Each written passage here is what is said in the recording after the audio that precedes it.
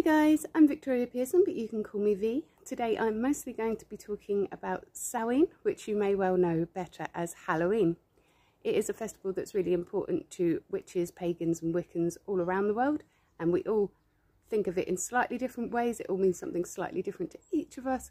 Today I'm going to be talking to you about my practice over Samhain celebrations, why it matters to me, and how exactly that we celebrate it.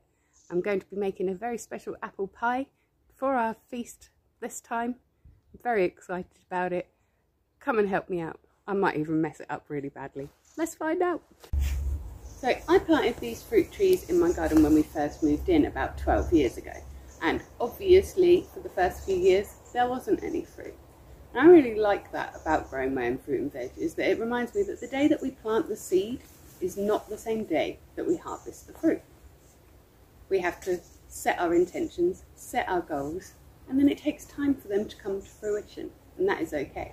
I also love this because these are the best tasting apples ever, because they are obviously organic, they are extremely local. We're less than 5 yards from my house right now, and they are the absolute freshest.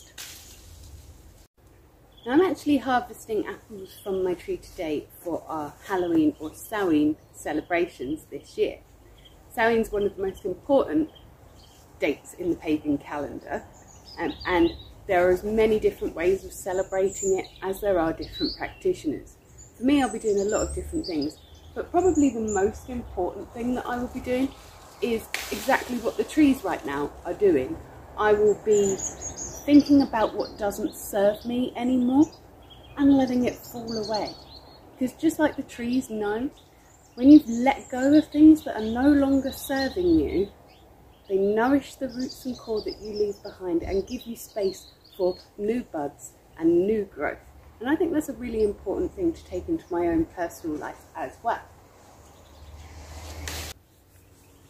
Over the next part of the year, the whole dark half of the year, I'll be really thinking about what no longer serves me and letting it fall away so that I've got space for that new growth and that new nourishment in the springtime.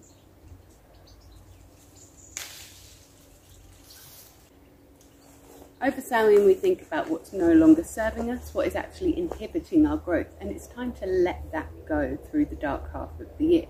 Now that could be something like a dead thought pattern that is no longer serving us, a relationship that used to make us happy but is now inhibiting our growth, anything that is getting in the way of you producing that new life, those new buds. It's time to just let that go. Now the Celts believed, and several other cultures also believe, that this time of year is a time when we are more able to communicate with our dead. The veil between the worlds is thinner and we are able to get some crossover between them. And so I will be asking my ancestors and my loving dead to take all of the things that I am willing to let go of, that are inhibiting my growth, and take them with them when they return to the underworld, so that I can be left here to nourish and grow in my own space and time.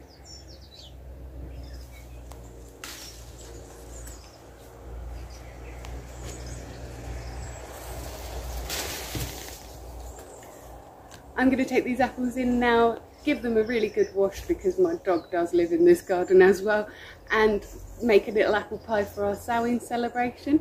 And as I'm doing that, I'm going to talk to you a bit more about how we mark this really important time of year.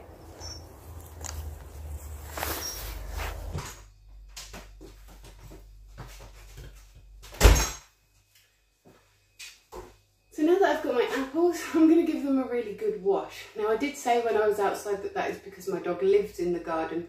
That isn't right, he doesn't live in the garden. He's very much an indoor dog, but he does go and wee in the garden. And being a boy dog, he likes to see if he can spray the very top of those trees. So every bit of fruit and veg that comes out of my garden gets a really, really good wash.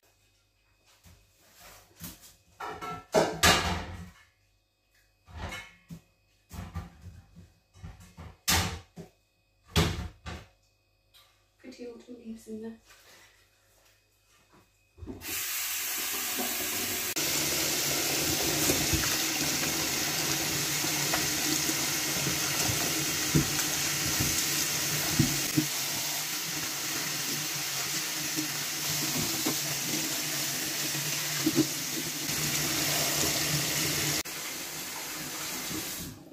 best harvest this year, to be honest, but we still got a really nice mix of both red and green apples on the tree this year, which I really love. I don't think that happens very often. They're supposed to be red ones. Maybe these ones are just a little bit underripe, but I like that tartness works in an apple pie anyway.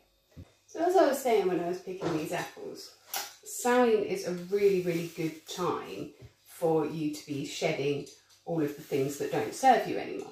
And so that's why at this time of year, I have a really good clear out, both of my physical space and of my mental clutter. And so it's a really good time to get rid of bad habits as well. In fact, it was around this sort of time of year that I actually did give up smoking many years ago. I think I have a video about that on my channel already, so if you're looking to stop smoking, check that one out. I'm going to try not to do this without cutting my fingers off. It's very difficult to talk to the camera while you're doing them. How do all these food vloggers do that? I don't understand. So, during Samhain, we get rid of everything that isn't any good for us anymore. And we send that back down to the underworld with our loved ones when they return. When the veil between the worlds is no longer thin. Now, Samhain falls on Halloween usually, but some practitioners like to celebrate it on the cross quarter, which is the exact midway point between the autumn equinox and the spring equinox, because this is the holiday that sort of falls between the two. And this year I think that falls on the 7th of November, and so for that reason I'll be using that as an excuse to just stretch out my celebration. So we will start our celebrations on the 31st of October, and then we will go on until the 7th of November, because who doesn't like an excuse for a party? Some of the things that we will be doing is obviously eating the really nice food that we don't normally have, and just sort of a bit like Christmas in that you use it as an excuse to eat the things that you wouldn't normally eat, drink the things that you wouldn't normally drink. If I fancy an alcoholic drink that day, I might have cider. Sometimes, I don't drink very often, so sometimes I will have a fancy apple juice instead, because that's not something that I would normally treat myself to. And just generally make a nice feast. And part of that feast will be left out for the dead and for any spirits that might be hanging around that fancy a bit of hospitality, because it doesn't do to be rude to the dead people, you know, and you might be meeting them later, who knows. But they're also worthy of respect because they came before us and they paved the way for us, and if they hadn't achieved a lot of the things that they did, then we wouldn't have the foundations that we need to achieve the things that we do now. And so it's always nice to just leave out a little bit of your plenty for them. We will be going trick-or-treating because my youngest is only 7, so he's still enjoying that at this age. But it's not a key part of our practice at all. We just do it because it's fun. And a big part of Dark Half of the Year celebrations is about reminding ourselves that even in the middle of the darkest night, in the coldest winter, there is a little spark of spring, there is a little spark of summer. Just beneath the surface of the soil, you have got those bulbs growing, you've got those seeds preparing themselves. Everything is going to flourish again. And so in the middle of winter, we will put up lights, we will play music, we will laugh, we will sing, because we know that the winter will eventually end. I am going to fast forward you through the tedious job of me peeling all of these apples. How I hate it.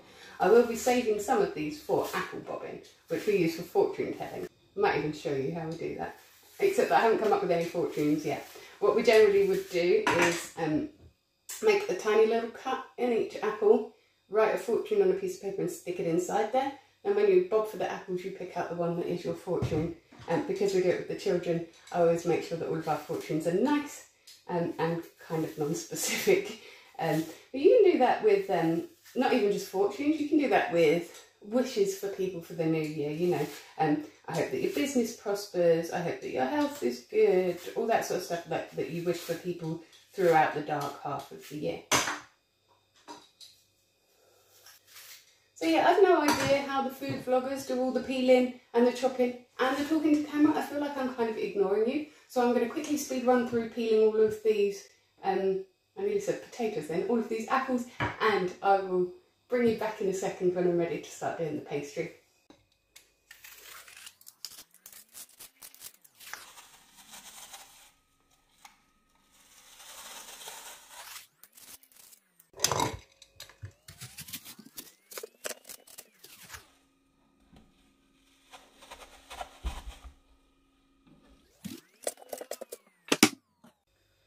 Okay, so my apples are now rinsed, peeled, chopped and in a saucepan ready to boil. I've got a tiny little bit of water in there just to make it boil up a bit more easily, and then if I actually switch it on it would help a lot. Then I am going to add in a little bit of sugar. I can't tell you how much, I'm afraid, because I never weigh or measure anything when I cook. I just kind of do it by taste and eye. I won't need a lot of sugar in this apple pie because they're eating apples, they're not cooking apples, and so they're already quite sweet. So I will just put in a little bit of sugar, and then I can always add some more later. If I add too much sugar and it goes too sweet, then I'll panic and Google how to rescue something that you've put too much sugar in, I guess. And I'm also going to be adding in a really healthy dollop of cinnamon, because I might have to get another pot out, because not only does it taste great in an apple pie anyway, but also cinnamon is a spice that represents the sun. It's also a spice that represents success, prosperity, health, love, all of those brilliant things that I want to bring into the meal. Let's get that preheating. I'm just going to grease my pie tin quickly here. I'm just using my fingers, but they are clean. And you can use a spray oil or something like that if you want, but I'm just using a basic margarine because you're not going to be able to taste this. We're literally just greasing the pie tin so that when we go to take the pie out of the tin, it's not all stuck in there. So Samhain is the festival of the dead for witches and pagans, but it's also a time of year where lots and lots of different cultures celebrate their dead as well. It's a time that we honour those who have passed before us. Now, I don't know if that is because traditionally more people died in the winter time and we're entering that side of the year, or if it's just because we're surrounded by visual reminders of death at this time of year, with the leaves decaying, growth slowing, plants dying out, insect life going into their hibernation. I'm not sure, but many different cultures use this time of year to honour their dead, and it is a really important thing to do, even if you haven't personally lost somebody that you care about. Because all of our ancestors that died before us have sort of paved the way for us to be where we are now. Their very bodies nurture the earth that we walk on. And someday we will pass on too, to make space for others that come after us. And we will nurture them, and we will have laid the foundations for the things that they're going to achieve. And so I just think that that's a beautiful thing, and something that's worth celebrating, especially in Western cultures where we are very divorced from death. Death happens behind closed doors for lots and lots of people. You know, very many of us have never seen somebody die, and so therefore it's a really scary process for us. It's not something that has become a normalised part of our lives, and it should be, because it is the one guarantee that you are going to face at some point. These apples are actually cooking down much quicker than I expected them to. I might have to put a little drop more water on that because it is sort of all bubbling off before the fruit has had a chance to really soften down. But I'm sure it will be fine. It's going to taste great. I have got the flour out now, so that means I've had to get my apron out too. I've also scragged my hair up because nobody likes hairy pastry. They never appreciate the extra protein that I'm giving to them. Now don't go looking too closely at my apron because you'll see it's really wonky. The stitching is terrible. It's covered in stains. I'm wearing it anyway because I made it myself. And like I've said to you a million times before now, you don't have to be perfect at everything you try to do. This is my visual reminder that something can be really imperfect and you can still love it just the same. By the way, I am terrible at making pastry. I can make a cake just by eyeballing it, but my pastry, it comes out lumpy, it comes out inconsistent, it comes out weird.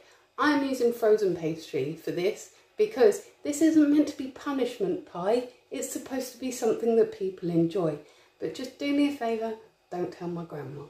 So for those of you that don't already know, divination is an umbrella term that encompasses things like crystal balls, tarot readings, pendulums, dark mirrors, all those sorts of things that people use to try and show them the future. So yeah, a big reason for the divination happening at this time of year is because we are naturally more introspective during the dark half of the year. And so that is a really great time to do that internal work, do that shadow work. And divination tools are a really good way to help you focus on that. Sometimes things can be such a mess you don't know where to begin, or you can know that something is wrong but you're not quite sure what aspect of your life it is that's wrong. Divination can help you focus down your intention, focus on what the issue is, and give you more of a baseline for where your self-improvement practice needs to start. Now, it is entirely up to you whether you believe that the divination tool itself, like the tarot cards or the crystal or the pendulum or whatever, actually knows the future and is able to tell you, or whether you're using that for something for your conscious mind to focus on, while your subconscious mind starts working out the likely patterns based on your personality, behaviour and experiences. I swing wildly between those two, depending on how sort of metaphysical I'm feeling about things. It doesn't matter. If it works, right? But a lot of pagans believe that, like I said, the veil between the worlds is at its most thin at this sort of time of year. And so that makes it a really good time for you to be able to get a glimpse through and take in some of that wisdom of the ancients. And so for that reason, a lot of people use Samhain or Halloween as a time for them to dust off the crystal ball, dust off the dark mirror, do some readings for the coming year, because for a lot of pagans, this is our new year. In terms of my actual practice over the Samhain period, I probably will do a bit of divination. I like working with the dark mirror in the dark half of the year, and I've got a new tarot deck that I'm just starting to get to know that I really, really like, and so it'll be good to give that bit more of an outing. And so yeah, I will be doing a bit of divination. I will also do a really simple ritual where I write down some of the things that I'm looking to shed in this period of time. I might even write them on autumn leaves themselves, or little bits of paper, and then burn them. And we will be doing the traditional making jack-o'-lanterns and things like that, mostly because they're fun, but also because I like to light the way for the spirits to find their way back home. I don't know if that is why we make jack-o'-lanterns, I doubt that it is, but one of the things that I like about being a witch and like about paganism is that if it works for me, it works. It doesn't have to be dogmatic, it doesn't have to be prescriptive rules, it doesn't have to be a practice that's been going on for thousands of years to be relevant to your life today. What matters is how you feel about your spirituality and what is symbolic to you. And so if any of the things that I've said in this video aren't resonating with you, you do not have to do them.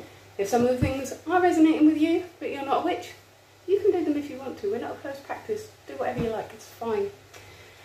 Now, let's see if I can make this look pretty without actually just making a mess.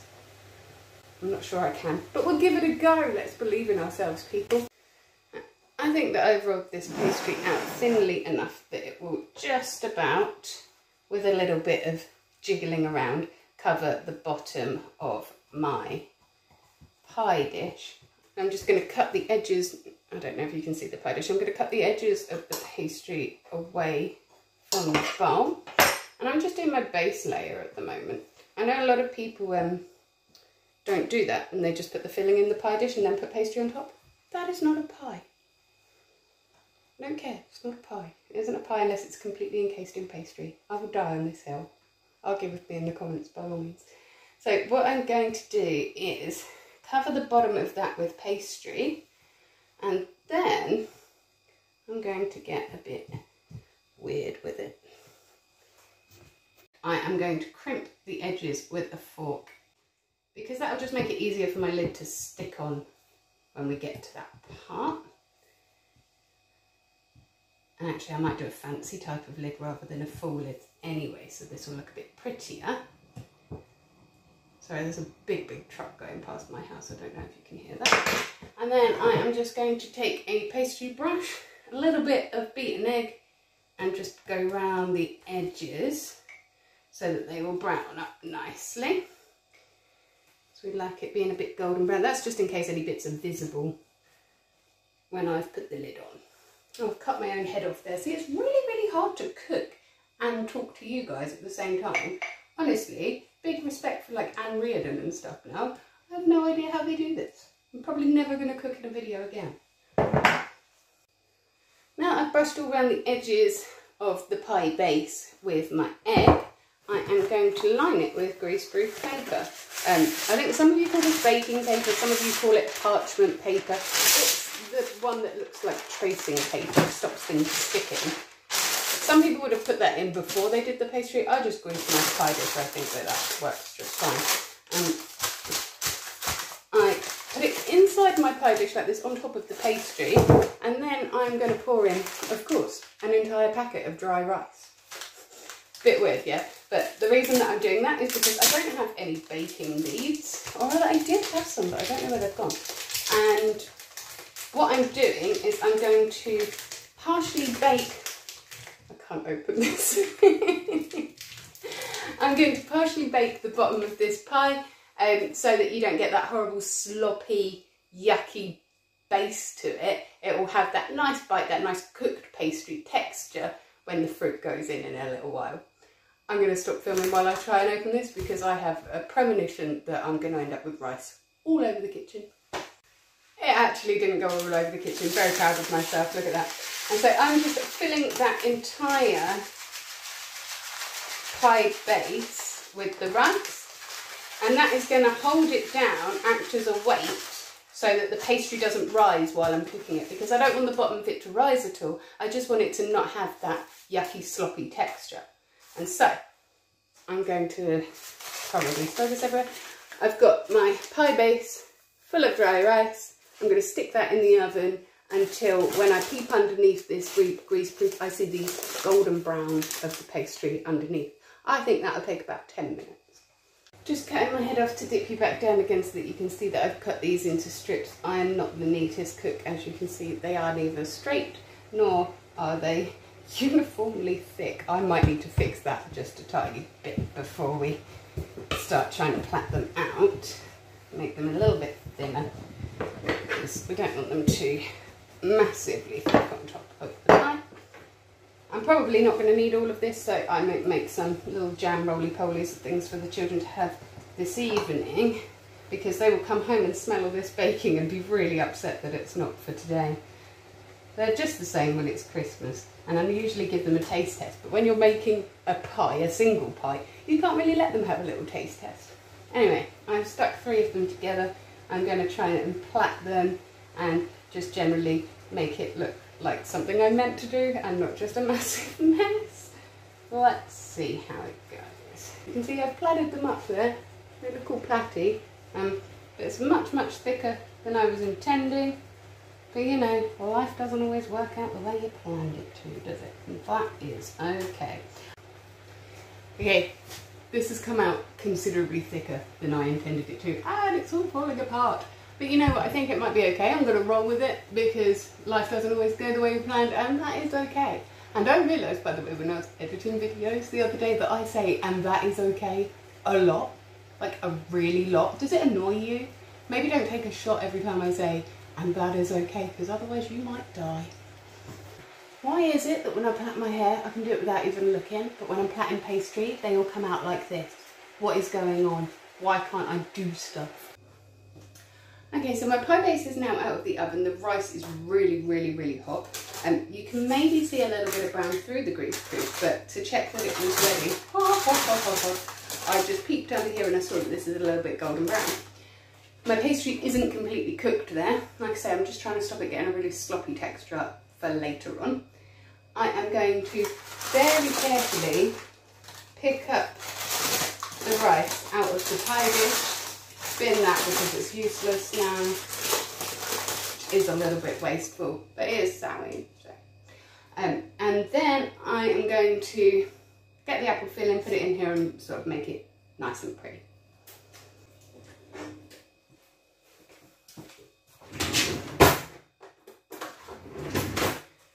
So on Halloween itself, like I say, I'll be taking my little one trick or treating. That's not a pagan festival or ritual at all. It's just good fun, and it's really important to keep hold of those moments of light and joy throughout the dark half of the year, and it's important for children to have fun.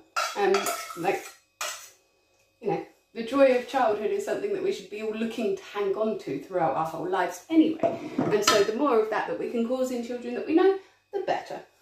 And as you may be able to see, I have just put the apple in there. It looks very brown. That is Not because I've burnt it or anything like that, it's just that apples do turn brown as they break down unless you put lots and lots of preservatives in there to stop them from doing that. But also because I put a damn good amount of cinnamon in there right at the start, and that coloured all of the apples. So it's not burnt and horrible, I've tasted it and it's really, really good. So, if you cook a lot, you will know that egg is kind of like glue for cooking. I am going to put some egg all around the edge here to give my lid something to stick to, and also to help that turn golden brown and lovely in the oven. I'll also be brushing some of this on top in a minute as well. So, we will be making jack-o'-lanterns and things like that, like I said before. The day after Halloween, I will be leaving them out somewhere where the birds can get to them, but the hedgehogs can't, because it's not very good for hedgehogs. It's a bit much for their tummies. So I will be therefore giving something back to the ecosystem. And because we do take our children trick-or-treating, only 2 houses that are obviously participating in trick-or-treating, but we do take our children along, and I don't like to just take and not give anything back. So the day after Halloween, me and my children will be, my plait fell apart. Me and my children will be going around the place where we live, just picking up any rubbish that has been left by trick-or-treaters or parties the day before, partly to help take control of looking after our local space, because places need love just like people do, but partly because I like to return something to the earth at Halloween, at Samhain. I like to give thanks to those who came before me, and I believe that a good way of doing that is to respect the local environment that we live in. Well, that's all gone horribly wrong, hasn't it? I'm going to put my pie into the oven now, probably for about 20 minutes or so, I think. Good luck, little pie. I really hope I don't burn it after all that chopping. I think that's starting to look ready now. Would you look at that? Oh, I'm so pleased with that. It smells amazing. Is it perfect? No, neither am I. Neither are you. Neither is nature. This whole world that we live in is perfectly imperfect.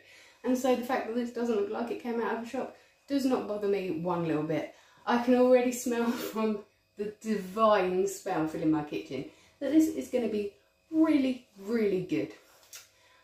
I'm going to try really, really hard not to eat it with my cuppa right now, and to save it for the actual Samhain celebrations.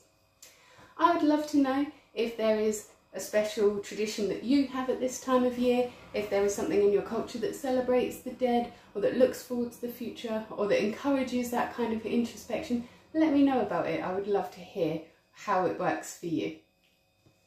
Join me on Monday for my next vlog. I can't remember what I'm going to talk about. Maybe NaNoWriMo. I'll also be around every day, first thing in the morning, far too early, for my daily gratitude vlog.